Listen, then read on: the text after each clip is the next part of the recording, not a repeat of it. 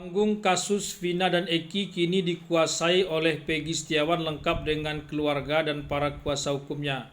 Saka Tatal yang sempat naik panggung dengan pengakuannya yang sangat spektakuler sebelumnya, lalu turun sebentar dan sedang bersiap-siap lagi naik ke atas panggung karena gugatan PK-nya akan disidangkan pada tanggal 24 Juli mendatang.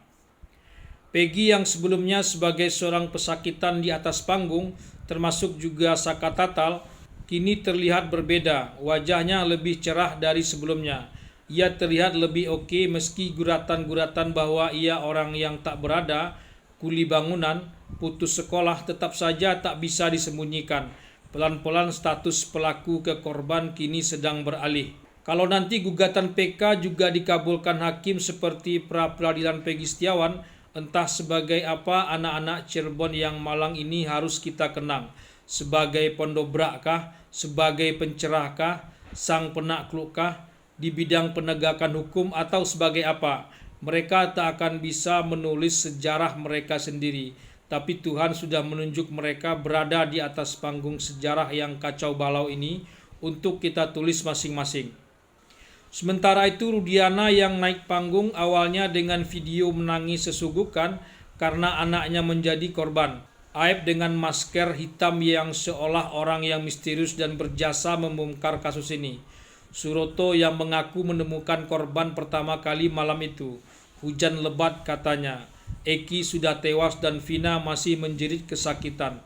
Termasuk keluarga Vina, semua sudah turun panggung. Mereka saat ini seperti digugat banyak pihak termasuk Peggy, Saka Tatal, dan para terpidana lainnya, lengkap dengan kuasa hukum dan keluarga mereka masing-masing. Bahkan ada kecenderungan keluarga Vina mulai menggugat Rudiana agar segera tampil menjelaskan situasinya. Mereka sama-sama korban dalam kasus ini, tapi kok terkesan hanya mereka saja yang mencari keadilan atas tewasnya anak mereka. Sementara Rudiana tak kunjung tampil, kecuali dengan video menangis yang dikawal oleh rekannya pada awal dulu. Padahal sejak awal Rudiana lah yang berperan aktif mengusut kasus ini, sehingga muncul 8 terpidana dan 3 DPO itu yang saat ini justru pelan-pelan berbalik arah sebagai korban dan bukannya sebagai pelaku. Aib tak hanya dipertanyakan dan digugat, tapi juga sudah dilaporkan ke polisi atas dugaan pemberian kesaksian palsu. Para kuasa hukum terpidana didampingi Deddy Mulyadi sudah melaporkan Aib ke polisi. Kabarnya Peggy Setiawan juga melakukan hal yang sama. Kini keberadaan Aib tak lagi diketahui. Saksi kunci yang kesaksiannya disalin semua dan mengakibatkan Peggy dan 8 terpidana lainnya mengalami nasib seperti saat ini. Justru sedang diburu.